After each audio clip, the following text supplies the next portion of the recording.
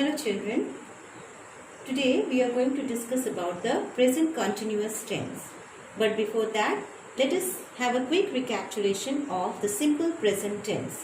Where can we use this simple present tense? Let's see. When it is a habit or routine that we do regularly, like I drink coffee every morning, Reena goes to the gym, children often play video games. These words, drink, goes, play, they show that the action is a habit. It's a daily habit that we do regularly.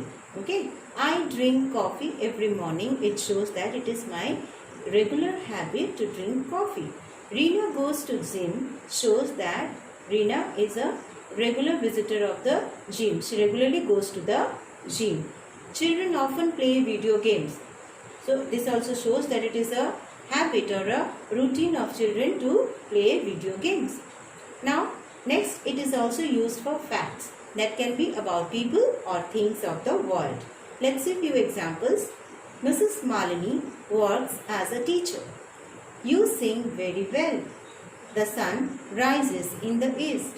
All this tells us the facts about people or about the things of the world. Next, it is also used for proverbs that show the permanent truth, like fortune favors the brave. Soft words win hard hearts. Next, it can also be used for the natural qualities or the professional activities, like honey tastes sweet. This tells us the natural quality of honey. Next, a chemist sells medicines. This tells us about the profession of a chemist whose professional activity is to sell medicines. So that was about the simple present tense. Our topic today is the present continuous tense. Let's move ahead to the present continuous tense form. How it is formed, how in sentences it can be used. First of all, it can be used in the affirmative sentences, that is the positive sentences. For that, we have to take the helping verbs as is, are and am plus the verb plus ing for the singular forms, like I am working late, you are talking too fast, he is watching television. Now these words, working, talking, watching, they all have ing added to the verbs. They show that the sentence is in the present continuous tense. Similarly, if we use it in the plural form, we may write it as we are singing a song, you are doing your homework, they are looking for a new house. Here also we have used the helping verbs are. We, you and they will take the helping verbs are. And sing, do and look. ing has been added to these verbs to form singing, doing and looking respectively. Okay. Next, it is also used in the negative sentence. You all are well aware of what a negative sentence is. A sentence which should contain no or not form, then it is said to be a negative sentence. Let's see some examples for the singular form first. I am not waiting for you. You aren't doing your homework in time. She isn't talking on the phone. See, all these sentences contain not, which is presented in short form also as in apostrophe. Okay, so this shows that the sentences are negative, and the use of ing in the verb shows that it is in the present continuous form, which is in the negative sentence. I am not waiting for you. You aren't doing your homework in time. She isn't talking on the phone. Okay, now the plural forms of negative sentences. We aren't putting up a tent. They aren't going to the school. So here we can also use, as I have told you, that the short forms can also be used to represent the not. So the ing form shows, which is included with the verb, shows that it is in the continuous form. Next comes the interrogative sentences. In the interrogative sentences, that is, you all know that interrogative sentences means when we ask certain questions. So when we are asking questions, first of all we have to pick up the helping verb and then put the subject. Okay, the first part of the verb is put before the subject. So the singular form goes like, am I getting late? Is she playing tennis? So here the helping verb is or the auxiliary verb you may say is am. Then comes the subject I. Then comes the verb with the continuous form get changes to getting. Next, in the next example, is she playing tennis? Is the auxiliary verb. Then comes the subject she. Then comes the verb with the ing form playing. Is she playing tennis? Now, let's see some plural forms also. Are we going in the right direction? Now, you all know that the plural we, they and you will take are. So, first of all, we have picked up are, that is the auxiliary verb. Then we have placed the subject we.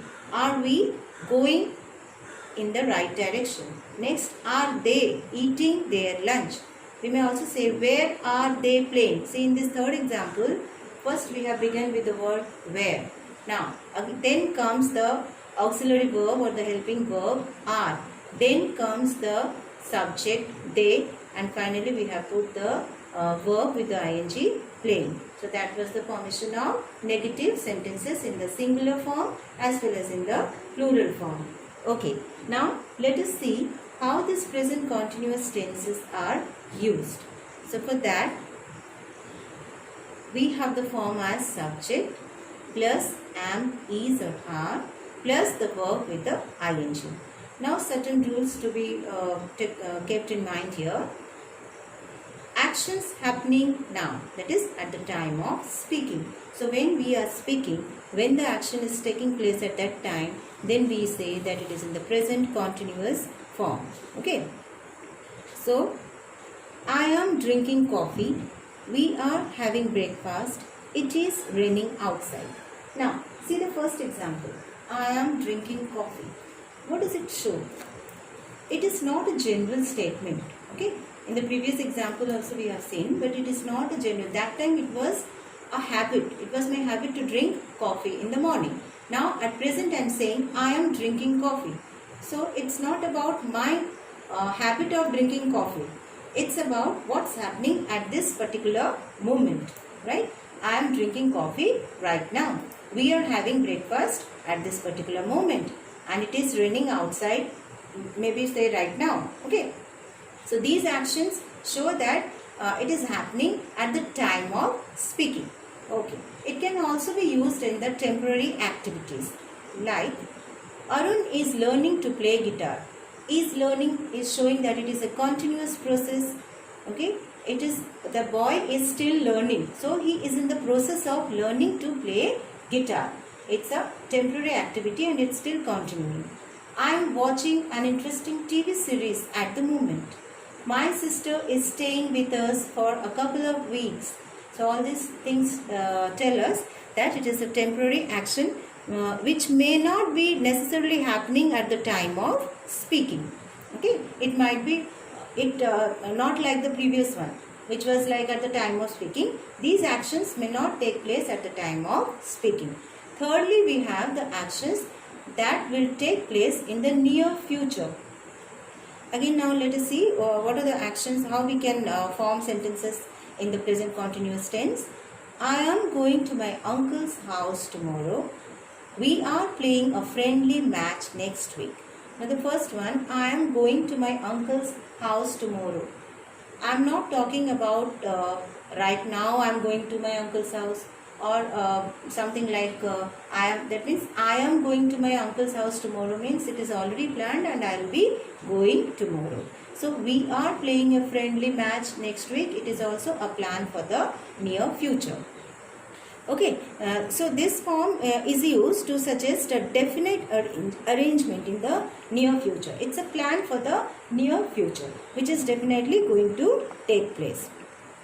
Okay, so the time is almost always given in tomorrow, next week. All these things will be given like I have used the word tomorrow in the first sentence and next week in the second sentence. So when the action is going to take place in the near future, certain words like tomorrow, next week are also included in the sentences. So that was all for the present continuous tense, and we will have the next part as the past continuous tense in our next class. I hope you have understood about the present continuous tense. Thank you.